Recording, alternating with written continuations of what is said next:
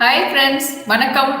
For the woman to the woman by the woman doctor Punitha நிகழ்ச்சியில் இன்னைக்கு நம்ம monthly பெண்களுக்கு ஏற்படுற பீரியட்ஸ் பெயினை பற்றி தான் பார்க்க போகிறோம். இந்த பீரியட்ஸ் பெயின் சின்ன குழந்தைங்க, ஸ்கூலுக்கு போகிற குழந்தைங்கள ஆரம்பித்து காலேஜ் கோயிங் கேர்ள்ஸு மேற்கொண்டு ஃபேமிலி லைஃப்பில் இருக்கிற குடும்ப தலைவர்கள் முதற்கொண்டு மோர் தென் 75% ஆஃப் த பெண்கள் அனுபவிக்கிற பெயின் எவ்ரி மந்த் இந்த periods pain. So every month இது ஒரு பெரிய டிஸ்ட்ரெஸ்ஸாகவே இருக்கு. இதை நம்ம எப்படி பார்த்துக்கணும்? இந்த பீரியட்ஸ் பெயினுக்கு எப்போ பயப்படணும், எப்போ பயப்படக்கூடாது, இது வராமல் தடுக்கிறதுக்கு என்ன வழிமுறைகள், அப்படி பெயின் வந்ததுன்னா அதை எப்படி நம்ம சரி பண்ணிக்கிறது, அதை பற்றி நம்ம இன்னைக்கு வீடியோவில் பார்க்கலாம். ஸோ அந்த காலத்துலலாம் பார்த்தீங்கன்னா பெண்கள் பீரியட்ஸ் அட்டென்ட் பண்ணிட்டாங்கன்னா அவங்களுக்கு ஒரு 5 days to 7 daysக்கு தனிமைப்படுத்திடுவாங்க. தட் இஸ், அவங்க எதையும் டச் பண்ணக்கூடாது, எந்த வேலையும் செய்யக்கூடாது. அது அந்த காலத்துல ஒதுக்கி வைக்கிறது அப்படின்ற மாதிரி ஃபீல் பண்ணாலும் அதுல ஒரு சயின்டிபிக்கான ரீசன் அண்ட் பேக்ரவுண்ட் இருக்கு. அதாவது அந்த டைம்ல ஒரு பெண் கம்ப்ளீட்டா ரெஸ்ட் எடுக்கணுன்றதுக்காக நம்ம முன்னோர்கள் அவங்கள தனியா உட்கார வச்சு சாப்பாடு போட்டு தனியா தூங்குறதுக்கு இடம் கொடுத்து ரெஸ்ட்ல வச்சுப்பாங்க. இது தீட்டுன்னு எடுத்துக்கிட்டாலும் பட் அட்லீஸ்ட் அந்த பர்டிகுலர் டைம்லயாவது அந்த பெண்ணுக்கு ஒரு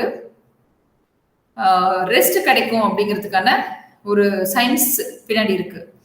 ஆனா இப்பெல்லாம் பாத்தீங்கன்னா every day every woman is just running behind the work. அது வீட்டு வேலையா இருந்தாலும் சரி, இல்ல ஆஃபீஸ் வேலையா இருந்தாலும் சரி, they cannot even take any rest, especially for themselves.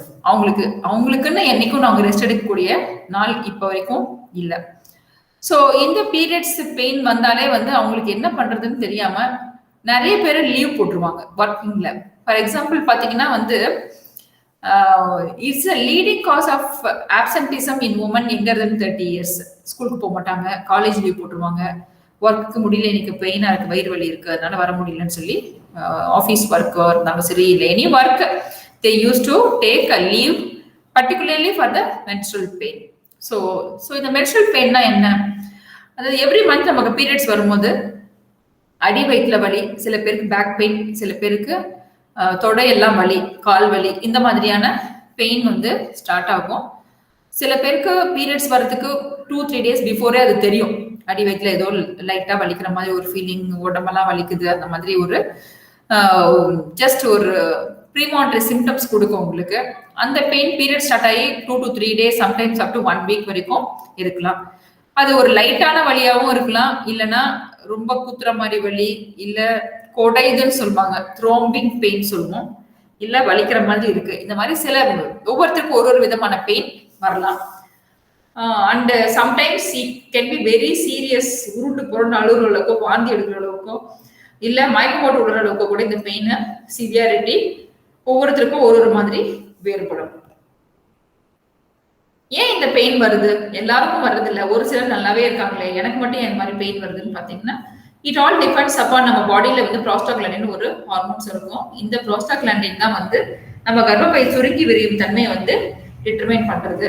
ஒரு சிலருக்கு இந்த ப்ரோஸ்டாக்லாண்டின் கொஞ்சம் கூடுதலாக சொல்லிருந்தால் அந்த நமக்கு பீரியட்ஸ் வரும்போது அந்த பிளட்டை எக்ஸ்பெல் பண்றதுக்காக அந்த யூட்ரஸ் ஸ்ட்ராங்கா கண்ட்ராக்ட் பண்ணி ரிலாக்ஸ் பண்ணும்போது இந்த மாதிரி பெயின் கொஞ்சம் சிவியரா இருக்கிறதுக்கான வாய்ப்புகள் உண்டு. இதே ப்ரோஸ்டாக்லாண்டின்ஸ் தான் பீரியட்ஸ் வரும்போது vomiting, diarrhoea, headache, body pain இதெல்லாம் உண்டு பண்றதுக்கும் காரணமாக இருக்கிறது. இன்கேஸ் இப்போ இந்த மாதிரி பெயின் மந்த்லி வருதுன்னா இது எப்பயும் எல்லாருக்கும் வர பெயின் தானே அப்படின்னு எடுத்துக்கலாமா, இல்ல இந்த பெயினுக்கு வேற ஏதாவது காரணங்கள் இருக்கிறது வாய்ப்புகள் உண்டா அப்படின்னு பார்த்தோம்னா, இன்கேஸ் இந்த பெயின் சிவியரா இருக்கு ஒருத்தருக்கு அப்படின்னா நம்ம மற்ற காரணங்களை பத்தியும் திங்க் பண்ணணும், அதுக்கான ரீசன்ஸ் இருக்கான்னு சர்ச் பண்ணணும். ஃபார் எக்ஸாம்பிள் எண்டோமெட்ரியோசிஸ்ன்ற ஒரு ப்ராப்ளம், அண்ட் ஃபைப்ராய்ட் அடினோமயோசிஸ் என்ற பிரச்சனைகள், சம்டைம்ஸ் இந்த நம்மளுடைய பெண் உறுப்புகள்ல யூட்ரஸ்லயோ, ஓவரிலயோ, இல்ல டியூப்ஸ்லயோ இன்ஃபெக்ஷன்ஸ் இருந்ததுனாலோ, இல்ல கரு கர்ப்பப்பையில் இல்லாம டியூப்ல எங்கன்னா தங்கிருச்சு, சம்டைம்ஸ் ப்ராப்பர்ட்டி அந்த மாதிரி ஏதாவது உள்ள இன்செர்ட் பண்ணிருக்காங்கன்னா இந்த மாதிரி பெயின் வரதுக்கான வாய்ப்புகளும் உண்டு. ரேர்லி பாத்தீங்கன்னா அந்த கருமுட்டையில நீர்க்கட்டிகள், இல்ல அந்த கர்ப்பவாய் வந்து ரொம்ப சின்னதா நேரோ சர்விக்ஸ்ன்னு சொல்லுவோம், ஊசி அளவுக்கு பின் ஹோல் அளவுக்கு இருந்ததுன்னா சம்டைம்ஸ் இந்த மாதிரி பெயின் வந்து கொஞ்சம் சிவியரா இருக்கிறதுக்கான வாய்ப்புகள் உண்டு. இதெல்லாம் வந்து செகண்டரி டிஸ்மெனரியான்னு சொல்லுவோம். அண்ட் இதுல காரணம் இல்லாம தற்செயலா அவங்களுக்கு பெயின் வருதுன்னா அதுக்கு பிரைமரி டிஸ்மெனரியான்னு பேரு. யாருக்கெல்லாம் இந்த பெயின் கூடுதலா வருது, ரொம்ப யங் ஏஜ்ல ஏஜ் அட்டன் பண்ணிட்டாங்க, ஃபார் எக்ஸாம்பிள் லெஸ் தென் 11 இயர்ஸ்ல ஏஜ் அட்டன் பண்ணிட்டாங்க, ஆர் பீரியட்ஸ் வரும்போது ரொம்ப ஹெவியான பீரியட் இருக்கு, கட்டி கட்டியா பீரியட்ஸ் போகுது அப்படின்னா அவங்களுக்கு பெயின் கூடுதலா இருக்கும். ஓவர் வெயிட் ஒபீஸா இருக்கிறவங்களுக்கு அண்ட் குழந்தை இல்லாம இருக்கிறவங்களுக்கு எல்லாம் இந்த பெயின் கூடுதலா இருக்கும். நிறைய பேர் சொல்லுவாங்க ஆஃப்டர் டெலிவரி ஆஃப்டர் மேரேஜ் கொஞ்சம் கர்ப்பவாய் வந்து ஓப்பன் ஆச்சுன்னா கொஞ்சம் ஃப்ரீயா அந்த பிளட் வெளியில வர்றதுனால பெயின் குறையறதுக்கான வாய்ப்புகள் உண்டுன்றத we used to give explanation. So இந்த பெயின் பீரியட்ஸ் வரும்போது ஒரு பெயின் எந்த மாதிரி எல்லாம் பெயின் வரலாம், பேக் பெயினா ஆரம்பிக்கலாம், இல்லைன்னா கால் வலி மாதிரி ஆரம்பிச்சு கீழே வரைக்கும் அந்த கால் எல்லாம் விட்டு போற மாதிரி வலிக்குதுன்னு சொல்லுவாங்க. சம்டைம்ஸ் அதோட சேர்ந்து வாமிட்டிங் இருக்கலாம், சாப்பிட முடியாது, அந்த ஓமட்டல் இருக்கலாம், டயரியா வரலாம், ஹெட்ஏக் வரும், ரொம்ப இரிட்டபிள் ஃபீலிங் இருப்பாங்க, தே ஃபீல் வெரி டயர்ட். எக்ஸ்ட்ரீமா போகும்போது சில நேரம் மயக்கம் போட்டு விழுந்து ஃப்ளூயிட்ஸ் எல்லாம் ஏற்றுற அளவுக்கு கூட they used to come to the hospital. இதை வந்து நம்ம எப்படி டயக்னோஸ் பண்றது, டிபிக்கலா அவங்க கொடுக்குற ஹிஸ்டரி மூலமா எந்த மாதிரியான டைப் ஆஃப் பெயின் பீரியட்ஸோட எப்படி கொரலேட் ஆகுது அண்ட் வேற எதனா ரீசன் இருக்கான்னு பாக்குறதுக்காக we used to ask history of vaginal discharge. அது வெள்ளப்படுதல் ஏதாவது இருக்கா, ரெண்டு பேரும் கான்டாக்ட் இருக்கும்போது பெயின் இருக்கா, இல்ல குழந்தை இல்லாம இருக்காங்களா, இல்ல இதுக்கு முன்னாடி எப்பயாவது பெல்விக் இன்ஃபெக்ஷன்ஸ் யூரினரி இன்ஃபெக்ஷன் அந்த மாதிரி ஏதாவது வந்திருக்கா, மருந்து மாத்திரை ஏதாவது சாப்பிட்றாங்களா, என்ன பண்ணா இந்த பெயின் குறையுது அப்படிங்கறது பேஸ் பண்ணி அவங்களுக்கு வந்து பிரைமரி டிஸ்மெனரியாவா இல்ல செகண்டரி டிஸ்மெனரியாவான்றத நம்ம டிசைட் பண்ணிக்கலாம். என்ன டெஸ்ட் எல்லாம் பண்ணி பார்க்கணும், ஜென்ரலா வந்து தாங்க முடியாத வலி இருக்குது அண்ட் அந்த வலி வந்து உங்களுடைய டே டு டே லைஃபை டிஸ்டர்ப் பண்ற மாதிரி இருக்குதுன்னா you have to consult a gynaecologist. அந்த கைனகாலஜிஸ்ட் வந்து உங்களுக்கு செக் பண்ணி பார்த்து ஒரு பெல்விக் எக்ஸாமினேஷன் இன்டர்னல் செக்அப் பண்ணி கர்ப்பப்பை எப்படி இருக்குது, கருமுட்டைகள் எப்படி இருக்குது, சைஸ் ஆஃப் த யூட்ரஸ், வேற எதுனா அப்நார்மல் ஃபைண்டிங் ஒயிட் டிஸ்சார்ஜ் அந்த மாதிரி தான் இருக்கான்னு செக் பண்ணி பார்ப்பாங்க. இன்கேஸ் அப்படி ஏதாவது ஒரு சஸ்பிஷன் இருக்குதுன்னா தென் உங்களுக்கு அது இன்ஃபெக்ஷன் இருக்கான்னு பார்க்கறதுக்கு ஒரு சர்விக்கல் கல்ச்சரோ இல்ல பிளட் டெஸ்டோ எடுத்து பார்க்கலாம். இன்கேஸ் ஒருவேளை வந்து பீரியட்ஸ் 1 or 2 days தள்ளி போச்சு, பாசிபிலிட்டி ஆஃப் பிரெக்னன்சி இருக்கு, அந்த பிரெக்னன்சி டியூப் இருக்கிறதுக்கான வாய்ப்புகள் இருக்கு அப்படின்னா சிவியர் பெயின் ஏற்படும். ஸோ அவங்களுக்கு பிரெக்னன்சி டெஸ்ட் எடுத்து பார்ப்போம். அண்ட் இன்கேஸ் கர்ப்பப்பை பெருசா இருக்கு, வீக்கமா இருக்க மாதிரி இருக்கு, கட்டி இருக்கிற மாதிரி இருக்கு அப்படின்னு கிளினிக்கல் செக்அப்ல தெரிஞ்சதுன்னா we used to offer for an ultrasound examination. அந்த அல்ட்ராசவுண்ட் பண்ணி பார்த்துறோம், ஸ்கேன் எடுத்து பார்க்கும்போது நமக்கு கர்ப்பப்பையில் என்ன பிரச்சனை இருக்குன்றது நம்ம தெளிவாக தெரிஞ்சுக்கலாம். And if necessary laparoscopy or hysteroscopy can also be offered. உங்களுக்கு என்ன ப்ராப்ளம் இருக்கோ அது தகுந்த மாதிரி இன்வெஸ்டிகேஷன்ஸை we used to advise. So treatment பொறுத்த வரைக்கும் மோஸ்ட்லி கொஞ்சம் ரெஸ்ட் எடுத்து நல்ல ஃபுட்டு ஹேபிட்ஸ் லைஃப் ஸ்டைலை கொஞ்சம் மாடிஃபை பண்ணால் ஓரளவுக்கு மேனேஜ் பண்ண முடியும். பட் தாங்க முடியாதவங்களுக்கு டெஃபினட்டா they can take painkiller or antispasmodic கர்ப்பப்பை சுருங்கி விடும் தன்மை குறைக்கிற மாதிரி மெடிகேஷன்ஸை அந்த பர்டிகுலர் டைமிங்ல எடுத்துக்கலாம். தொடர்ந்து எடுக்கணும்னு அவசியம் கிடையாது. 1 or 2 டேப்லெட்ஸ் போட்டதுக்கு அப்புறம் கம்ப்ளீட்டா ரிலீஃபா இருக்குதுன்னா நீங்க அந்த மாத்திரைகளை திருப்பி கண்டினியூ பண்ணுற அவசியம் கிடையாது. சில பேருக்கு பெயின் கில்லர் கொடுத்தாலும் பெயின் போகாது, ரொம்ப 7 days 8 days கூட பெயினோட துடிச்சிட்டு இருப்பாங்க. அந்த மாதிரி சிவியாரிட்டியை பேஸ் பண்ணி அவங்களுக்கு பர்த் கண்ட்ரோல் பில்ஸ் ஆஃபர் பண்ணலாம். Sometimes injections is also available. Transdermal patches மாதிரி இருக்கு. ரொம்ப ஹெவி ப்ளீடிங் போகுது அப்படின்னா இந்த மாதிரியான treatment hormone containing intrauterine contraceptive device, அதாவது காப்பர்டின் சொல்லலாம், அந்த மாதிரி ஹார்மோன் உள்ள காப்பர்டின் மாதிரி ஒரு டிவைஸ் இருக்கு. அந்த டிவைஸ் உள்ள இன்செர்ட் பண்ணிக்கிட்டோம்னா பெயினும் குறையும், அதே சமயத்துல ப்ளீடிங்கும் நமக்கு கண்ட்ரோல் ஆகும். ஸோ இது வந்து டூவல் பர்பஸ்க்கு நாங்கள் யூஸ் பண்றோம். இப்போ லைஃப் ஸ்டைல என்னென்ன மாத்திக்கலாம் apart from pain killers. Pain killer எடுக்கிறதுக்கு எல்லாருமே பயப்படுவாங்க, ஏன்னா கேஸ்ட்ரைட்டிஸ் வந்துடும், கிட்னி ப்ராப்ளம் வந்துடும்ன்றதுனால. ரொம்ப தாங்க முடியாதவங்க மருத்துவர் அணுகி அவங்களுடைய முறைப்படி கேட்டு மருந்து மாத்திரைகள் எடுத்துக்கலாம்.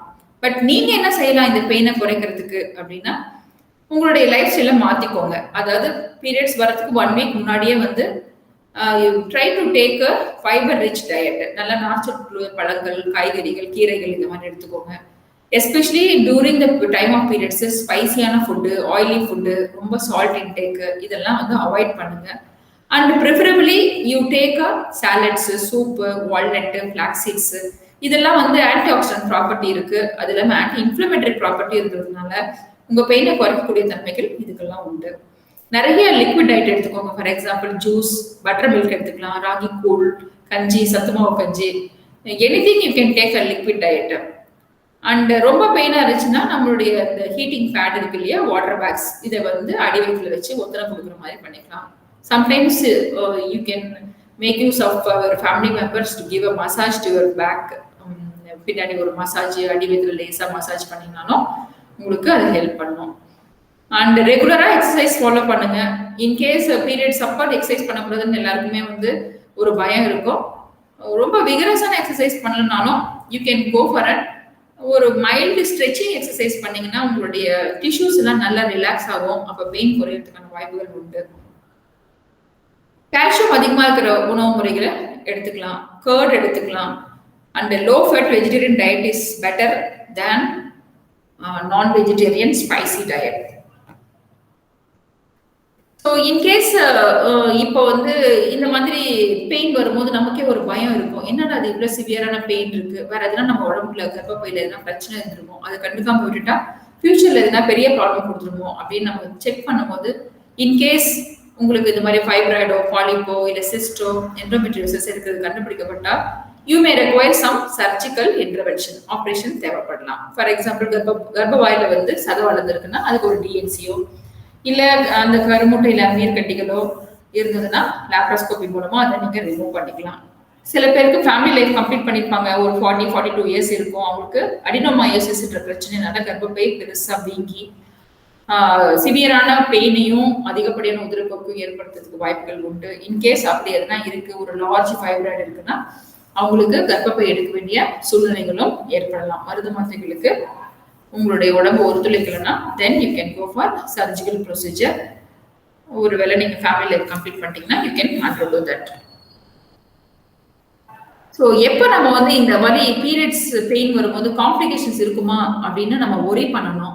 எப்போ நீங்க வந்து ஒரு மருத்துவர் அணுகணும் இந்த பெயின்காக அப்படின்னா, எப்பயும் வர பெயினை விட கூடுதலான பெயின் இருக்கு, இல்ல தொடர்ந்து ஃபியூ டேஸ்க்கு இருக்கு பெயின், இல்ல திடீர்னு வந்து வேர்ஸ் ஆகுது, ரொம்ப டிஃபரெண்டாகவும் தாங்க முடியாத வலி இருக்குது, அண்ட் ப்ளீடிங் எக்ஸசிவா வருது, கட்டி கட்டியா ப்ளீடிங் போகுது, இந்த மாதிரி பெயின் வரும்போது நமக்கு கூட ஃபீவரோ, பாடி பெயினோ, குளிரோ, நடுக்கமோ அதெல்லாம் இருக்குது, இல்ல ஒரு பிரெக்னெண்டா இருக்கிறதுக்கான சஸ்பிஷன் இருக்குது அப்படின்னா எக்டோபிக் பிரெக்னன்சி ரூல் பண்றதை பத்தி நம்ம கண்டிப்பா ஒரி பண்ணணும்.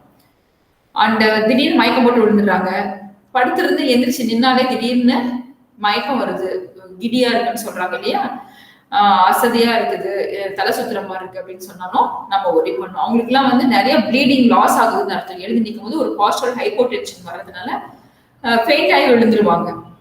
ஸோ இந்த மாதிரிலாம் இருக்கு. பிளஸ் பீரியட் வரும்போது கட்டி கட்டியா போகுது, ஆர் டிஷ்யூஸ் மாதிரி அதாவது சில்வரி கிரேஷா பாஸ் ஆகுது அதுல அப்படின்னா எண்டோமெட்ரியம்னா திக்கா இருக்கிறதுக்கான வாய்ப்புகள் உண்டு. அதெல்லாம் என்ன ரீசன்னால இந்த மாதிரிலாம் இருக்குதுன்றத கண்டிப்பா நீங்க ஒரு கைனகாலஜிஸ்ட் கன்சல்ட் பண்ணி அதுக்கான ரீசனை தெரிஞ்சு அதை ரெக்டிஃபை பண்ணிக்கிறது better. And how to prevent that, drink more water, do not drink coffee or strong tea. Periods அப்போ அதை எடுக்காதீங்க. ஹெர்பல் டீ குடிக்கலாம். Soups, ginger juice can prevent இந்த பெயினை கொஞ்சம் குறைக்கிறதுக்கு வாய்ப்புகள் உண்டு. ஆல்ரெடி நான் சொன்ன மாதிரி fat, salty, spicy foods avoid பண்ணுங்க. மோஸ்ட்லி பார்ட்டிக்கோ, ட்ரீட்டுக்கோ இதுக்கெல்லாம் போகாதீங்க, அந்த டைம்ல ஸ்கிப் பண்ணிடுங்க. அண்ட் ரெகுலர் எக்ஸசைசஸ், யோகா, சூரிய நமஸ்காரம், all these can do some stretching exercise. எப்படி ஹெல்ப் பண்ணுதுன்னா, ஸ்ட்ரெச் பண்ணும்போது நம்மளுடைய உள்ள இருக்கிற ஆர்கன்ஸ் எல்லாம், டைட்டா இருக்கிற ஆர்கன்ஸ் எல்லாம் லூஸ் ஆகும்போது அந்த ஸ்பாஸ்மோடிக் பெயின் வந்து கொஞ்சம் குறையும். அண்ட் மென்டல் வரி, ஸ்ட்ரெஸ் இதையும் கொஞ்சம் குறைச்சிக்கணும்.